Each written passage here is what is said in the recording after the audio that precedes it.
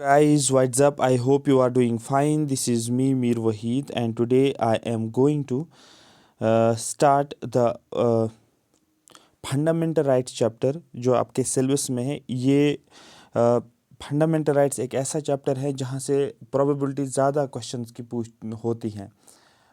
Examiner इसमें बहुत सारे फैक्ट्स हैं जो आपको पूरा माइंड में होना चाहिए। ये कॉन्सेप्चुअल भी है बट फैक्ट्स भी हैं, बट एग्ज़ाम जो होता है वो फिर जनरली जो होता है आपका वो आपको फैक्ट पे इस पे बहुत ज़्यादा फोकस रखना पड़ता है। ठीक है, अब इसको रटा तो नहीं करना है बट आपको कॉन्सेप्चुअली मैं समझाऊंगा, मीनिंग समझाऊंगा तो आपको सब अपने आप याद आ जाएगा। सबसे पहला पॉइंट हमारे पास है व्हाट आर फंडामेंटल राइट्स, और ये किस पार्ट के अंदर आता है, पार्ट थर्ड में। इसके अंदर कौन कौन सा आर्टिकल आता है, आपको बोलना आर्टिकल 12 to 35। ये हो गए तीन फैक्ट। सबसे पहला दो फैक्ट्स कौन किस पार्ट में आता है, पार्ट थर्ड में, डायरेक्ट पहला क्वेश्चन। दूसरा क्वेश्चन अंडर विच आर्टिकल, आपको बोला आर्टिकल 12 से लेकर आर्टिकल 35।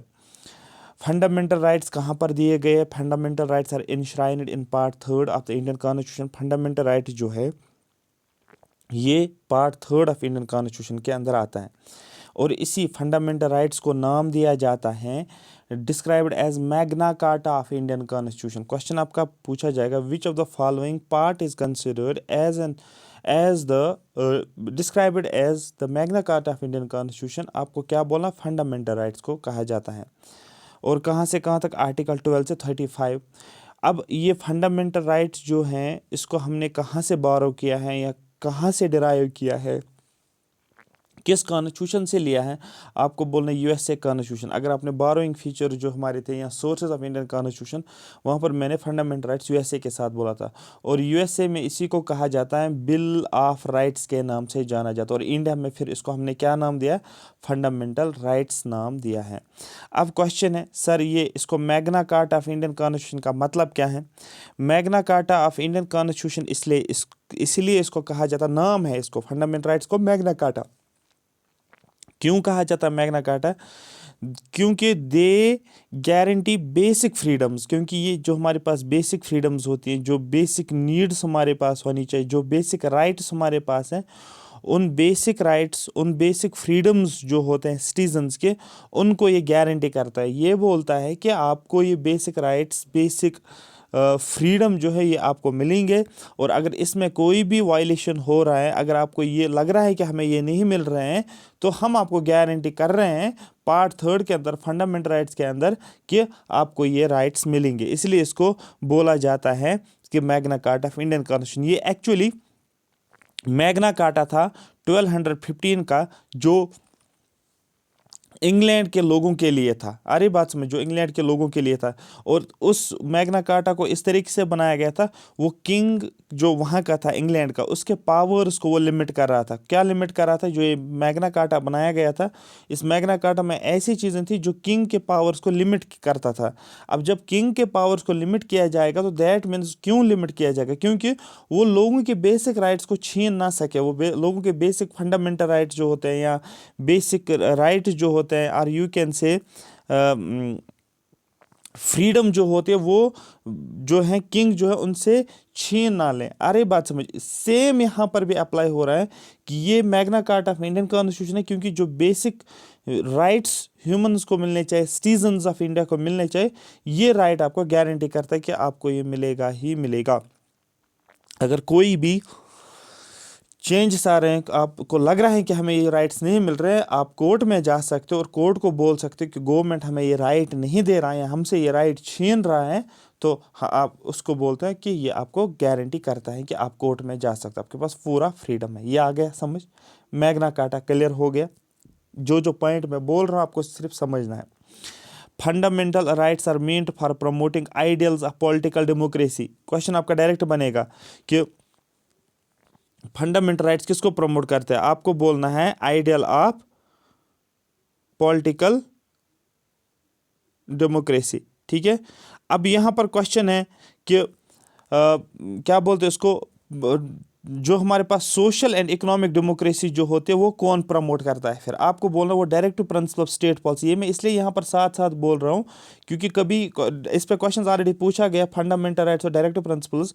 फंडामेंटल राइट्स प्रमोट करता है पॉलिटिकल डेमोक्रेसी, और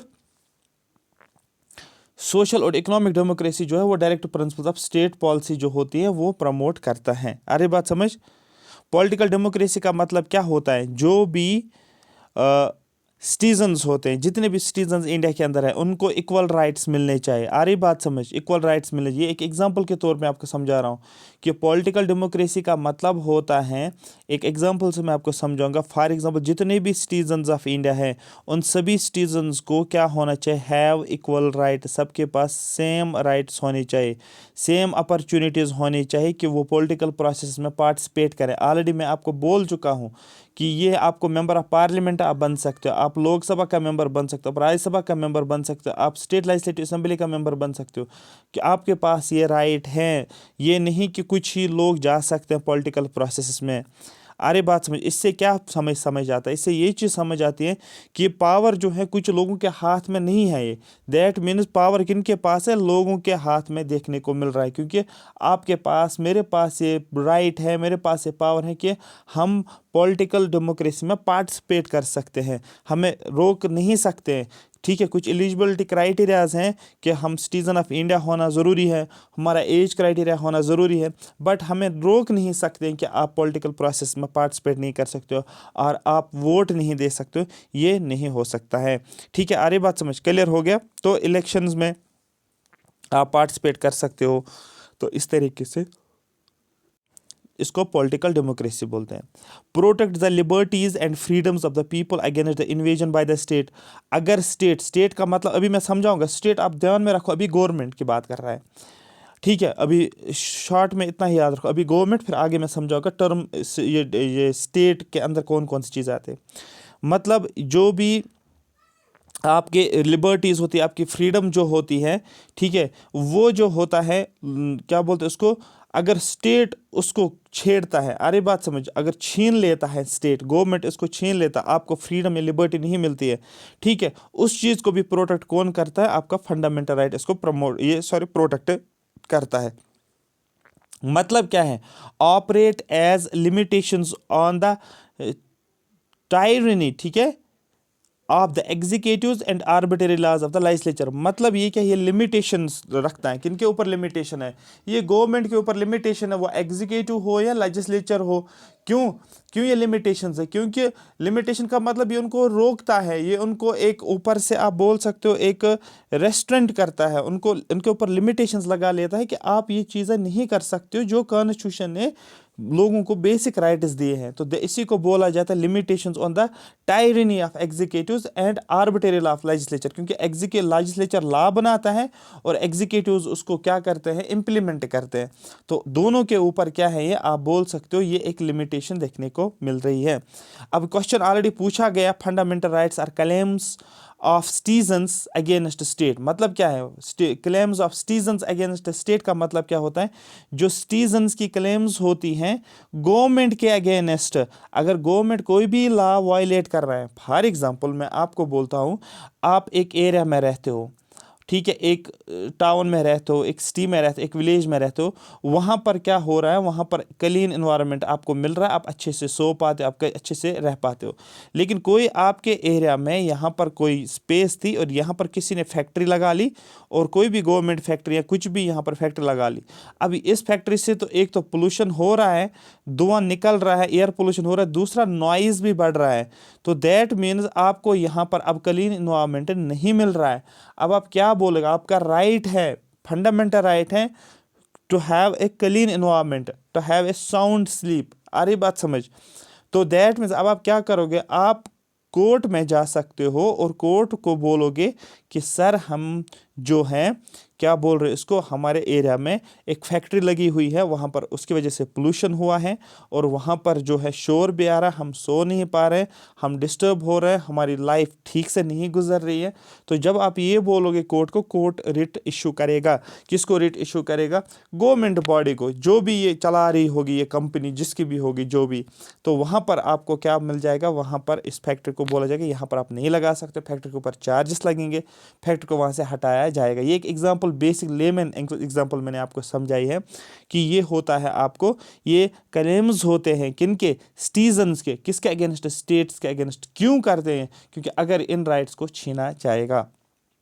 देखो, जो मैंने ये 3 या 4 पॉइंट्स मैंने एक्सप्लेन किए ना आपको डिटेल में, समझो इस बात को, ये एक आपको मैं बिल्कुल जो आप डेली लाइफ में फेस कर रहे हो ना उसके रिगार्डिंग है ये सारा, आपके राइट जितने भी, और अपने राइट्स के बारे में पता भी होना चाहिए। कल आपको पुलिस अरेस्ट करेगा और आपको बोलेगा कि हम आपको अरेस्ट करेंगे, और आपको बोल सकते हो किस बात पे मुझे अरेस्ट करो, मेरे वो मुझे बताओ किस बात, उसको बोलना ज़रूरी है, वो आपका अरेस्ट नहीं कर सकता है। अरेस्ट वारंट होना चाहिए उसके पास, कोई ऐसा नहीं कि जिसको भी मर्जी आते तो आपको डरा सकता है ऐसे। अरे बस, तो अपने राइट्स को के बारे में पता होना चाहिए।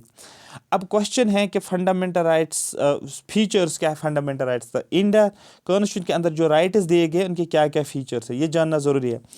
जितने भी फंडामेंटल राइट्स है जो मैंने अभी बोला आपको 12 से आर्टिकल 35 के बीच में जितने भी राइट आर्टिकल्स दिए गए, इसमें सारे राइट्स दिए गए। अब क्वेश्चन है कि सर ये हमें बताओ कि जो हमारे पास फंडामेंटल राइट्स है इसकी क्या क्या कैरेक्टरिस्टिक्स है। Some of them are available only to citizens, जो इनमें से इन राइट्स में से कुछ राइट्स सिर्फ और सिर्फ इंडियन सिटीजन्स के लिए ही अवेलेबल है, ना कि फॉरेन के लिए। फॉर एग्जांपल, इंडिया में एक तो इंडियन सिटीजन्स हैं ना, एक तो हम लोग हैं, ठीक है, इंडियन सिटीजन्स हैं। दूसरा हमारे पास क्या, कोई फॉरेनर आ गया ना, यूएसए से कोई आ गया और यहाँ पर है, कोई यूएसए का पर्सन इंडिया के अंदर है, कोई चाइना के लोग यहाँ पर हैं, सपोज़ वो आ गए 1 महीने के लिए, 2 महीने के लिए, ये टूरिस्ट्स आ गए, आप समझो कि बाहर कंट्री से, तो वो क्या हो गए, वो फॉरेनर्स हो गए, जिनको हम एलियन आप बोल सकते हो, एलियन आप बोल सकते हो, बाहर से आए हैं। और एक हमारे पास है इंडियन सिटीजन जो हम यहाँ पर रहते हैं। तो सम ऑफ देम, कुछ सम ऑफ देम का मतलब some fundamental rights are available only to citizen, सिर्फ और सिर्फ सिटीजन्स के लिए ही है, वो फॉरेनर्स के लिए नहीं है, एलियंस के लिए नहीं है। while others are available to all persons whether citizens foreigners or legal persons like corporations or companies। लेकिन कुछ फंडामेंटल राइट्स ऐसे हैं जो सभी लोगों के लिए अवेलेबल हैं। फॉर एग्जांपल इंडियन सिटीजन्स के लिए भी और फॉरेनर्स के लिए भी। फॉर एग्जांपल मैं बोलता हूँ, सपोज मैं लिखता हूँ 1 2 3 4 5 6 ऐसे, सॉरी मुझे 1 2 नहीं लिखना है, मैं लिखूंगा suppose article 12, article 13, article 14, article 15, article 16। तो मैं लिखता हूँ, लिखा मैंने, मैं बोलता हूँ आर्टिकल 12 ना, article 14, article 15, article 16, article 19, article 29, article 30 suppose मैंने लिखा, या 15, 16, 19, 29 और 30, ये मैंने 4 आर्टिकल्स देखे। मैं बोलता हूँ ये आर्टिकल जो भी हैं यहाँ पर जितने भी राइट्स दिए गए हैं वो सिर्फ और सिर्फ इंडियंस के लिए ही हैं, इंडियन सिटीजन्स के लिए, फॉरेनर्स के लिए नहीं है। सपोज आ रही बात समझ। तो फिर मैं बोलता हूँ आर्टिकल 14, 12, 13 जितने भी हैं ये सिटीजन्स ऑफ इंडिया के लिए भी है और फॉरेनर्स के लिए भी है। मतलब आपको क्वेश्चन पूछा जाएगा क्या सभी राइट्स जो है वो फॉरेनर्स के लिए एप्लीकेबल है? नहीं है, कुछ ही राइट्स जो है वो अवेलेबल है किन के लिए? फॉरेनर्स के लिए। ठीक है, तो यही लिखा है, सम कहाँ गया, some of them are available only to citizens while others are available to all persons. वो सिटीजन्स हो, वो फॉरेनर्स हो, वो कोई भी लीगल पर्सन है। लीगल पर्सन का मतलब होता है कोई भी कंपनी, कॉरपोरेशन आप बोल सकते हैं, या कोई भी कंपनी होती है। ये हम आगे पढ़ेंगे अभी डेफिनेशन ऑफ स्टेट के अंदर, वहाँ से आपको पता चलेगा। They are not absolute but qualified, ये टर्म्स आपको समझनी है, ये कॉन्स्टिट्यूशन की टर्म्स है, इनको आप बिल्कुल शॉर्टकट नहीं कर सकते हो। एग्जाम में टर्म्स तो यही मिलेंगे लेकिन इनका मीनिंग आपको पता चलना चाहिए। दे आर नॉट एब्सोल्यूट, ये एब्सोल्यूट नहीं है लेकिन क्वालिफाइड है। मतलब क्या है, इनके ऊपर रीजनेबल रिस्ट्रिक्शंस लगाए जा सकते हैं। क्या लगाया जा सकता है? रिस्ट्रिक्शन लगाया जाता है। क्यों लगाया जा सकता है? क्योंकि फॉर एग्जांपल इमरजेंसी लग गई, कुछ यार नेशनल इमरजेंसी लग गई, कुछ फॉर एग्जांपल कोई फॉरेन कंट्री आ गई, उसने अटैक किया इंडिया के ऊपर सपोज, तो यहाँ पर इमरजेंसी लग गई। अब जो आपके पास राइट्स थे अब वो राइट्स आपके लिए नहीं है, तो दैट मीन्स आपको जो है आपको आप बोल नहीं सकते हो कुछ। ठीक है, किसी फॉरेन कंट्री के को नहीं बोल सकते हो कुछ अपने कंट्री के बारे में। या एक सबसे बेस्ट एग्जांपल मैं आपको बोलता हूँ, कोविड-19 की बात अगर हम बात करेंगे, कोविड-19 के टाइम पे क्या हो गया, इमरजेंसी लग गई ना, इमरजेंसी लग गई। ठीक है, नेशनल इमरजेंसी लगी। क्यों लग गई? क्योंकि डिजीज़ फैल गई है। अब आप जब बाहर जाते थे अब आप बाहर जाते थे, आपको पुलिस रोकती थी यहाँ पर, बोलते आप घर से क्यों निकलते थे, आपका अरेस्ट किया जाता था, ठीक है, आपको अरेस्ट किया जाता था। अब आप बोलते कि नहीं, आप मुझे नहीं रोक सकते, मुझे जहाँ मर्जी है मैं जा सकता हूँ। नहीं, वहाँ आपका जो right to move, right to movement जो था, आप वहाँ पर आपका वो आप क्या वो रिस्ट्रिक्ट किया गया। आप एक जगह से दूसरी जगह नहीं जा सकते, ना कंट्री से बाहर, ना कंट्री से अंदर, ना कंट्री के एक स्टेट से दूसरे स्टेट नहीं जा सकते, एक डिस्ट्रिक्ट से दूसरे डिस्ट्रिक्ट नहीं जा सकते थे। तो दैट मीन्स वो आपका राइट था, राइट टू मूव। आर्टिकल 19 आपको ये राइट देता है, right to move anywhere in the country. आपको कोई नहीं रोक सकता है, लेकिन उस टाइम आपको रुकावट थी, आपको पुलिस रोकता था, तो आप पुलिस को उस टाइम नहीं बोलते कि नहीं ये मेरा राइट है, मुझे वहाँ जाना ही जाना है। नहीं, उस टाइम इमरजेंसी लगी थी। यही है, they are not absolute but are qualified that state can impose reasonable restrictions on them. ये रिस्ट्रिक्शंस लगा सकता है, ठीक है। तो एग्जांपल मैंने कोविड-19 की सबसे बेस्ट एग्जांपल है जो सब लोगों ने फेस किया हुआ है। क्लियर यहां तक? All of them are available against the arbitrary action of the state. State ने कोई भी आर्बिट्रेरी एक्शन लिया है। स्टेट का आर्बिट्रेरी एक्शन का मतलब होता है डिसीजंस या एक्शंस जो गवर्नमेंट लेता है, ठीक है।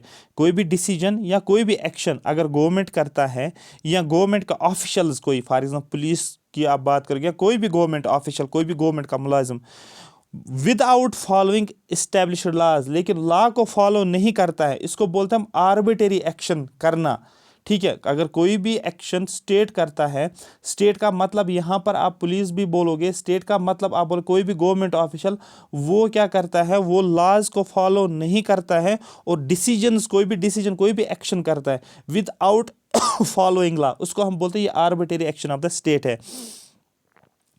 फॉर एग्जाम्पल मैं बोलूंगा रिसेंटली जम्मू एंड कश्मीर में क्या हो रहा था। रिसेंटली एक एग्जांपल मैं बताऊंगा, रिसेंटली जम्मू एंड कश्मीर में क्या हो रहा था। ऑफिशियल्स आ रहे थे ना, गवर्नमेंट ऑफिशियल्स, और वो क्या कर रहे थे, बिल्डोजर लेकर आ रहे थे, और जिन जिन का हाउस जो है, क्या बोलते हैं उसको, जिस जिसका हाउस लीगल तरीके से नहीं बनाया गया था, लीगल लैंड के ऊपर नहीं था, ठीक है, तो उसको क्या किया गया, उसको डिमोलिश किया गया। बिल्डोजर आकर उस घर को हटा रहे थे। मतलब क्या है, आप समझो इस तरीके से, अगर कोई ऑफिशियल आता है और आपके हाउस को डिमोलिश करता है, ठीक है, कोई भी लीगल नोट्स आपको नहीं मिल रही है। लीगल नोट्स का मतलब ये है कि आपका हाउस हम डिमोलिश कर रहे हैं, किस रीज़न के ऊपर डिमोलिश कर रहे हैं, क्यों कर रहे हैं, ठीक है, या लीगल नोट्स नहीं दी जाते, आप ये घर खाली करो, लेकिन सीधे वो आ रहे हैं और आपका घर जो है, किसी का घर जो है डिमोलिश करेंगे, कोई भी बिल्डिंग डिमोलिश कर रहे हैं, कोई भी पेपर, कोई भी प्रॉपर प्रोसीजर जो है, लीगल नोट्स 10 दिन 15 दिन पहले वो इशू कर दे कि ये वैलिड प्रॉपर्टी नहीं है, तो दैट मीन्स उन्होंने क्या किया है, उन्होंने लॉ को फॉलो नहीं किया है, उन्होंने ऐसा एक्शन किया है अगेंस्ट द लॉ, जो लॉ को फॉलो नहीं कर रहा था। ये ट्रांसपेरेंसी इन्होंने मेंटेन नहीं रखी, फेयर तरीके से नहीं किया, सिटीजन्स के राइट्स को वायलेट किया है, और ये बिहेवियर को बोला जाता है, ये होता है रीजनेबल। कहाँ गया ये होता है हमारे पास arbitrary action of the state. अब ये समझ में आ गया, समझ आ गया, क्लियर हो गया। यही लिखा है, all of them are available against the arbitrary action of the state. ये सारे अवेलेबल है, सॉरी सारे अवेलेबल है किसके अगेंस्ट, अगर स्टेट कोई भी आर्बिट्रेरी एक्शन कर रहा है। गाइस सॉरी, मैं बहुत ज़्यादा, मेरा गला खराब 5-10 दिन उससे है, तो बट आप आज मैनेज कर सकते हो, क्या ये आवाज़ आएगी आपको।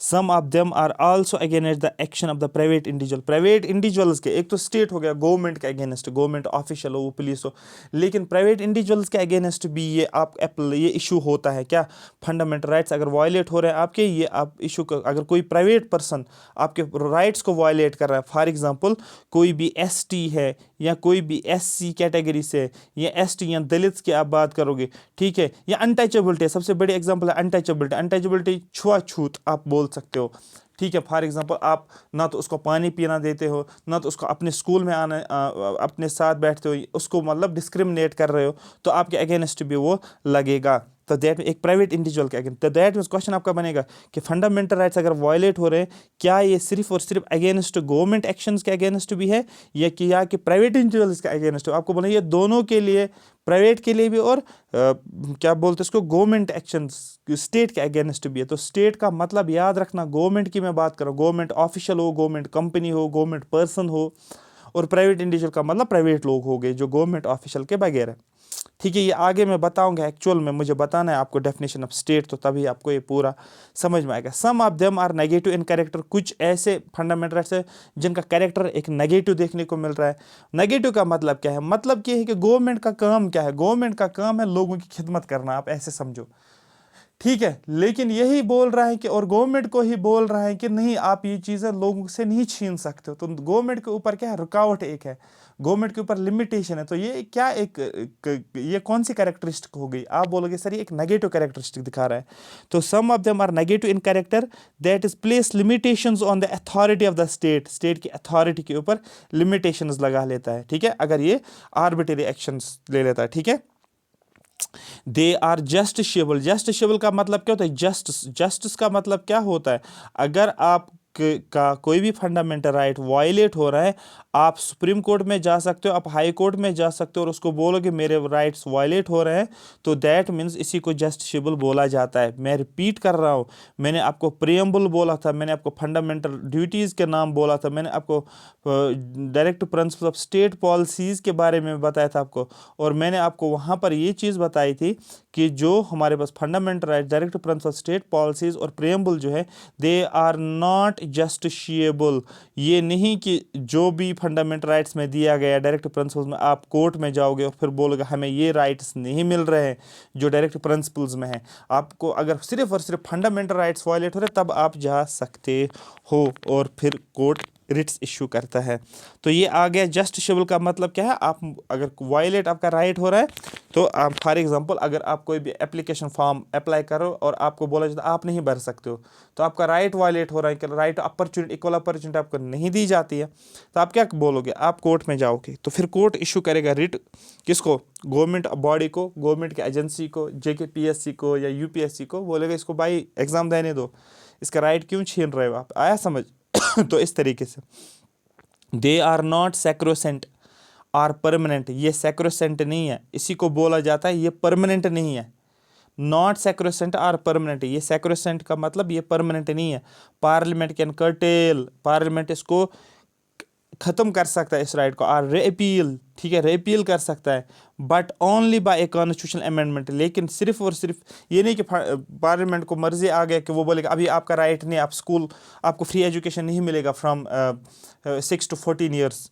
ठीक है, तो ऐसा नहीं कर सकता है, इसको अमेंडमेंट करना पड़ेगा, ना कि ऑर्डिनरी एक्ट जनरल जो होता है ऑर्डिनरी लॉ पास करेगा और अपने तरीके से राइट्स को रिमूव कर सकता है या ख़त्म कर सकता है या चेंज कर सकता है। इसको अमेंडमेंट करना पड़ेगा।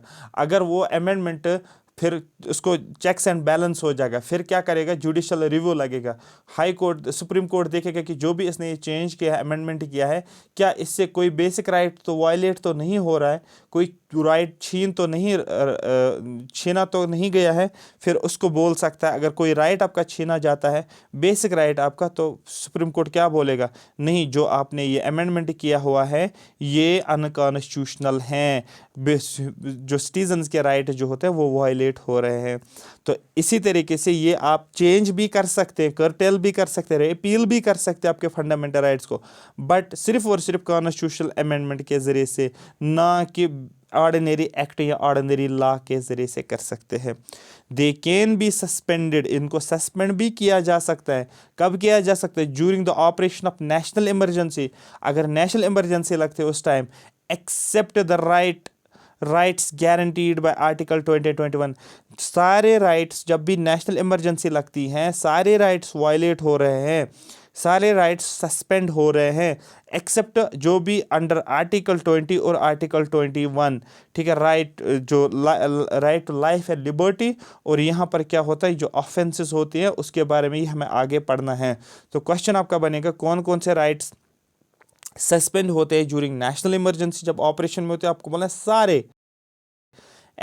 ठीक है, क्लियर हो गया। Further 6 rights guaranteed by article 19 can be suspended only. जो 6 राइट्स आर्टिकल 19 के अंदर कितने राइट्स? आप बोलोगे 6 राइट्स है, और ये 6 राइट्स जो है ये सस्पेंड सिर्फ होता है कब, जब इमरजेंसी लगती है, on the grounds of war और एक्सटर्नल एग्रेशन, जब वार हो या एक्सटर्नल एग्रेशन हो, ना कि इंटरनल इमरजेंसी हो। क्योंकि जब हम पढ़ते हैं इमरजेंसीज, हमारे पास एक्सटर्नल इमरजेंसी और इंटरनल इमरजेंसी हो, ठीक है। जब इंटरनल इमरजेंसी हो, ठीक है, जब इंटरनल इमरजेंसी उस टाइम आर्टिकल 19 में जो 6 राइट्स हैं वो वायलेट नहीं होते, वो सस्पेंड नहीं होते हैं, आप ऐसे समझो, सस्पेंड नहीं होते। लेकिन अगर जो हैं क्या बोलते हैं उसको, इमरजेंसी लगती है on the base of war और एक्सटर्नल एग्रेशन, बाहर से कोई लड़ाई हो गई, चाइना ने अटैक किया या कोई और कंट्री आ गई उसने अटैक करना शुरू कर देता, हम क्या बोलेंगे, आर्टिकल 19 के अंदर जो 6 राइट्स हैं वो भी सस्पेंड हो जाते हैं। तो ये इंपॉर्टेंट है, ठीक है। Their applications can be restricted, और ये जो एप्लीकेशन है इनकी, किन की, फंडामेंटल राइट्स की, ये इनको हम रिस्ट्रिक्ट कर सकते हैं, रोक सकते हैं, while martial law is in force in any, जहाँ पर भी कोई भी मार्शल लॉ जो है या मिलिट्री रूल जो है कहीं पर किसी स्टेट के अंदर, किसी डिस्ट्रिक्ट के अंदर, किसी विलेज के अंदर, किसी ब्लॉक के अंदर अगर कोई मिलिट्री रूल लग रहा है ना, मार्शल लॉ चल रहा है, वहाँ पर फंडामेंटल राइट जो होते हैं वो रिस्ट्रिक्ट हो जाते हैं। आ रही बात समझ, क्लियर हो गया, समझ आ गया। तो ये बेसिक फीचर्स थे इंडियन कॉन्स्टिट्यूशन के जो आपको पता होना चाहिए, ठीक है। और एक और एक्स्ट्रा पॉइंट मैं आपको बताऊंगा, तो हमारे पास ऑरिजिनली जो है, जो अभी मुझे याद आ रहा है, ऑरिजिनली हमारे पास जो है, ऑरिजिनली हमारे पास 7 फंडामेंटल राइट्स थे। 7 फंडामेंटल राइट्स, कौन कौन सा राइट ये आपको पता होना चाहिए। यहाँ पर मैं लिखूंगा राइट टू फ्रीडम, हमारे पास क्या, राइट टू इक्वालिटी हमारे पास था, right to freedom, right against exploitation, right to freedom of religion, ठीक है, राइट टू कॉन्स्टिट्यूशनल रेमेडीज, ठीक है, right against exploitation, right to constitutional remedies, ये हमारे पास जो है, ठीक है, 7 राइट्स हमारे पास थे। पहले राइट टू प्रॉपर्टी भी था, लेकिन उसके बाद क्या हुआ है, एट प्रेजेंट अगर देखा जाएगा हमारे पास 6 फंडामेंटल राइट्स हैं, और उसमें से राइट टू प्रॉपर्टी को जो है वो डिलीट किया गया है। और डिलीट कब किया गया है आपको बोलना है, 1976 में किया गया है, under 44th constitution amendment act of 1978 I think, हाँ 1978 में इसको क्या किया गया है, डिलीट किया गया है राइट टू प्रॉपर्टी को। ये समझ में आ गया। और at present right to property जो है वो एक लीगल राइट है, और किस आर्टिकल के अंदर रखा गया, आर्टिकल 300A, और किस पार्ट के अंदर रखा गया है, पार्ट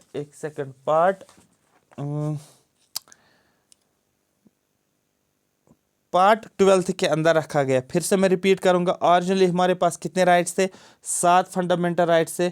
कौन कौन सा, right to equality, right to freedom, right against exploitation, right to freedom of religion, cultural and educational rights, right to property और कॉन्स्टिट्यूशनल रेमेडीज, ये 7 थे। लेकिन प्रॉपर्टी को हटाया गया है, कैसे हटाया गया है, ठीक है, डिलीट किया गया 44th constitutional amendment act of 1978, और इसको अब आज हम क्या बोलते हैं, लीगल राइट्स के नाम से जाना जाता है, ठीक है। क्लियर हो गया यहाँ तक। तो ये आपका फंडामेंटल राइट्स और इसके बेसिक फीचर्स हमने देखा है। अब हमें नेक्स्ट क्लास में क्या देखना है, हमें देखना है कि डेफिनेशन ऑफ स्टेट क्या है। अब ये आसान है, अब ये बहुत आसान है, बस सिर्फ यही था यहाँ पर समझने लायक। जो मैंने अभी 2-3 पॉइंट्स आपको बताए हैं वो बहुत ज़्यादा इंपॉर्टेंट है, जो मैंने 2-3 एग्जाम्पल्स के ज़रिए से समझाया है, ठीक है। तो ये सारे आपके ये सारे पॉइंटर जो है ना, ये आपके एग्जाम में पूछे जाएंगे, ये सारे पॉइंटर्स ऑलरेडी पूछे गए हैं। Thank you so much for watching me.